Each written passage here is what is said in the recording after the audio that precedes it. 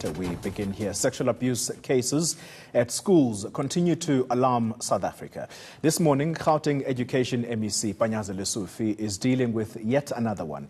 He spoke at a Soweto school following allegations that a grade 8 girl was raped by 3 fellow pupils. They were apparently at a school orientation camp in Didir at the weekend. Reporter Yanke Tolme is following the story and she joins us live now. Yanke, good morning to you. So where is this school and has the MEC gotten there? What's the reaction inside that school community about this incident? Well, it is at a school in Diepkloof in Soweto, and the MEC actually just had to leave, unfortunately, but he did take the time to address specifically the grade 8 learners here at the school following the incident that we understand happened over the weekend. Obviously, from the MEC side, saying that he is quite shocked about not quite, extremely shocked about what happened, especially because it is a school that he is usually proud of, and because these are learners in grade 8, ages between 13 and 14, and obviously a very disturbing incident that's taken place. The incident's already been reported to the police. I actually just earlier saw some police officers entering the school here. We understand that social workers are already on the ground because this is obviously something that doesn't just affect the victim and those involved, but even some of the classmates, to think that this happened at a school, and this happened because it is learners at the school that they usually surround themselves with. But I have the MECs or the spokesperson for the Gauteng Education Department with me, Steve Mabona. Thanks, Steve, for joining me. We understand that the MEC unfortunately had to leave, but just from your side, we heard that the MEC said that he is extremely shocked about what happened. This is not the first of these cases. Obviously, it's something people are quite concerned about.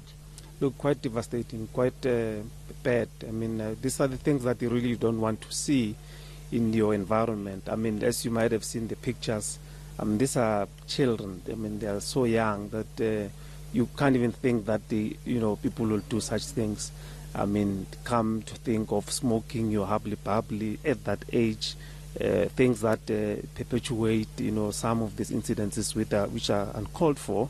And we are happy that actually our social workers are here. They need to take them through the process of counseling, because remember, they went to this camp to be orientated on what is it that is expected in a grade 8, in terms of your curriculum, what are the expectations, and just to take them through. So now they find themselves in this situation where they need to, experience such an incident, which is quite bad. And we are actually happy that at least they are here taking them through the process, because they need to heal. But the affected learners are suspended. They are not at school, but and the victim as well is already at school. But we can confirm that we're also going to support them, because they are children. They need to be supported. We need to make sure that there's necessary counseling.